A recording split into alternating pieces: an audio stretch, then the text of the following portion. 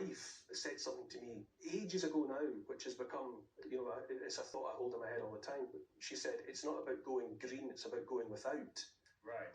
And once you accept that, right, I see. So it's not about 30 million petrol or diesel driving car owners in the UK switching to electric. That's unfeasible.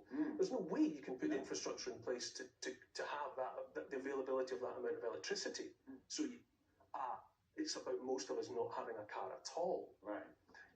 And once you start applying that logic, that you start understanding that there's going to be a lot less energy available to the likes of us. So therefore our homes are colder or smaller. Yeah.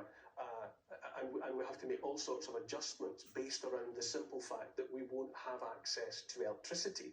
Yes. They're not going to replace the generation of energy that's been available via gas and coal and nuclear and oil. You make that mistake of thinking, well, they're going to replace like with like. No, they're not. They're going to take away the plenty and leave us with something that's been reduced by orders of magnitude. Yeah. And once you start looking at all of the problems, you look at the challenge and you think, how will they get that done? How will they make that happen? The answer is they won't. And it extends out to the crisis in the Channel.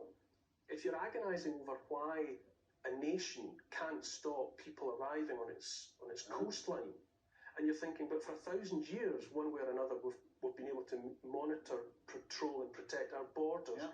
And now we've got all the technology on the planet, satellites and all of the rest of it. And we've got the Royal Navy, and and we're being told we can't control this. You think, gosh, I wonder what magical solution will have to be found. It becomes easier if you think, well, perhaps that number of people is supposed to be arriving because it disrupts communities and it keeps people who are on edge on edge. Yeah.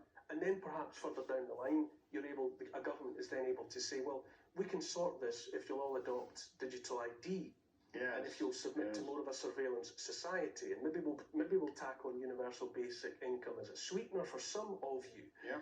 And by that point, an extremely distressed population that's been on its knees and on its nerves for 3 years says, "Oh, thank goodness!